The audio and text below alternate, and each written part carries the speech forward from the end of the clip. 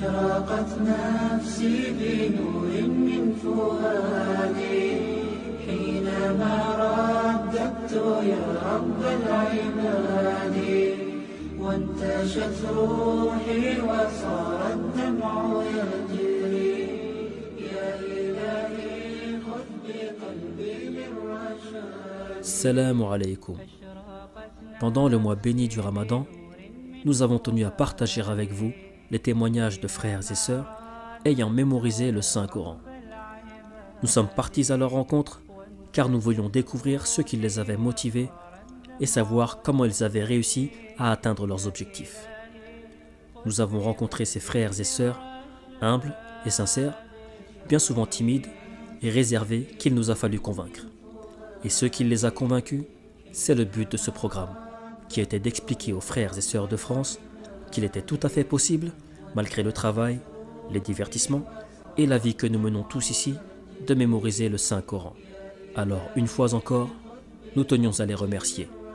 Et si une personne ne mémorise ne serait-ce qu'un verset grâce à ces témoignages, nous serons parvenus à notre objectif par la grâce d'Allah Ta'ala. Terminons notre voyage avec la rencontre de quelques personnes, parfois sur le chemin de l'apprentissage ou ayant atteint leur but, avec des parcours émouvants, étonnants, exceptionnels et des leçons de vie. Barakallahu fikum. Alors, je m'appelle Imen, j'ai 19 ans et je suis étudiante à Château-Chinon, en Coran. Moi, je m'appelle Hajar, j'ai 22 ans et je suis aussi étudiante ici à Château-Chinon, en Coran. Alors, mon histoire par rapport au Coran, donc ça commence quand j'étais toute petite. Avec mon père, il nous faisait souvent en fait, le week-end ou les mercredis après-midi, on apprenait en fait, les petites sourates. Et donc c'est resté en fait c'est resté dans mes habitudes et c'est vraiment quelque chose que j'aimais bien. Et après, continuant mes études, etc., à la fac, etc., je me suis rendu compte que j'avais besoin vraiment de ça, mais vraiment dans l'intensif et d'être dans un monde comme ça, entre musulmans, etc. Donc je me suis inscrite ici et je compte continuer aussi de l'apprendre et l'enseigner. Justement, le Coran, c'est une aide en fait, c'est une clé qui va nous ouvrir toutes les portes pour tout. Ça va nous aider, par exemple pour la médecine, ça va nous aider à apprendre, ça va nous faire comprendre beaucoup de choses, le monde extérieur, le comportement des gens, puisque ça nous raconte tout. Le Coran, c'est une globalité de la vie en général, de avant, de après, de tout. Ça veut dire si tu maîtrises le Coran, autant l'apprentissage exact et autant la compréhension des sens profonds, tu comprends tout et surtout ça t'aide. Ça te pousse à partir dans la vie d'aujourd'hui, d'essayer, dans mon domaine, la médecine, ça nous pousse à être médecin, ça nous pousse à comprendre la vie, l'histoire, surtout l'histoire. Non, le Coran, c'est pas que c'est compatible, c'est sûr que c'est compatible et même j'encourage tout le monde à en même temps apprendre le Coran et en même temps à être dans une vie active parce que c'est un soulagement, c'est un repos, c'est un plaisir et c'est aussi un pouce parce qu'il nous dit de jamais lâcher les bras, de toujours donner plus. Et ça, en fait, quand t'en as marre, tu vois ça et donc après ça te dit ah non en fait j'ai plus marre, faut que j'attaque encore. Assalamu alaikum wa rahmatullahi ta'ala wa barakatuh. Donc je m'appelle Omar Marikar, j'ai 23 ans et voilà, comme vous pouvez le constater, je suis déficient visuel. C'est une lumière spirituelle qui illumine l'âme, qui illumine l'esprit, qui illumine nos cœurs. Et le fait de l'apprendre, et parce que comme je suis en plein apprentissage, c'est vrai que parfois il y a certains passages qu'il faut réviser. Et quand j'ai bien révisé, quand je sais par exemple Surat al-Baqarah c'est bien maîtrisé, Surat al-Imran bien maîtrisé, psychologiquement je me sens bien quand j'ai bien révisé la sourate et quand les versets ils sont solides. Voilà. Le Coran en braille, il fait 6 volumes comme ça. Parce que c'est vrai que, comme je vous l'ai dit tout à l'heure, j'apprenais rien qu'à l'oreille et j'avais pas une idée des lettres. J'apprenais par exemple, j'entendais Alif Lam Mim. Ok, Alif Lam Mim c'est le son, mais j'avais pas l'idée de comment les lettres pouvaient être puisque je les voyais pas. Et là, je vois la lettre comment elle est, j'ai la lecture, parce que je voyais les gens autour de moi lire, j'en mourais d'envie, je savais pas comment m'y prendre. Et là, ça me fait plaisir parce que je vois la lettre, je vois le verset en toute lecture, en toute lettre. Je m'appelle Chez moi, j'ai 8 ans et j'habite à côté de Paris.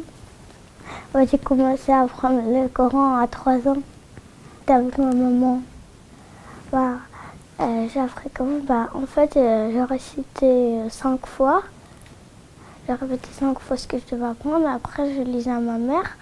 Et je répétais 5 fois encore en lisant. Et après, après, je faisais 12 fois. Après, je répétais 12 fois toute seule en récitant avec ma mère. Dès la sourate al-Baqarah, le plus difficile. Parce que les langues, en plus, il y a beaucoup de trucs qui se ressemblent avec les autres sourates. Ainsi s'achève, par la grâce d'Allah, la saison 1 de notre programme. Continuez de les partager et de les commenter, et n'oubliez pas d'invoquer Allah pour qu'il préserve le Coran dans le cœur et les têtes de nos frères et sœurs. Quant à nous, nous vous donnons rendez-vous pour très bientôt pour une nouvelle série, Inch'Allah, et vous laissons d'ici là sous la protection du Très-Haut.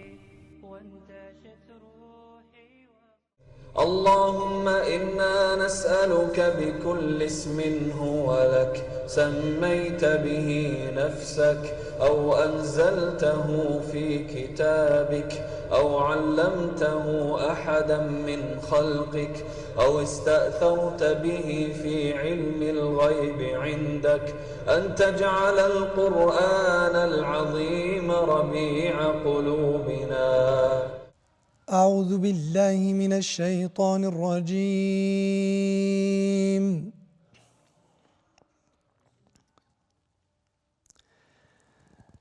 لقد صدق الله رسوله الرؤيا بالحق لتدخلن المسجد الحرام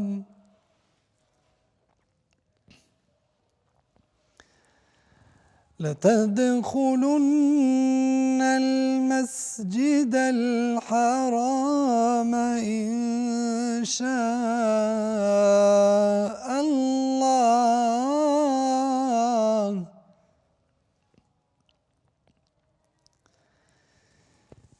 إن شاء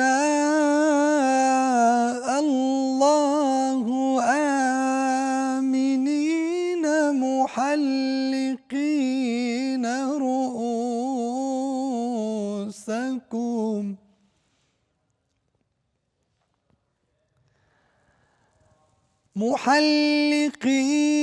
رؤوسكم ومقصرين لا تخافون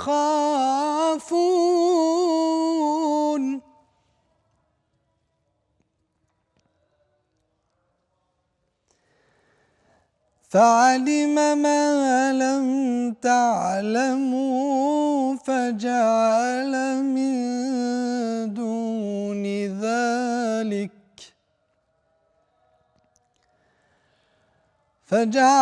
من دون ذلك فتحا قريبا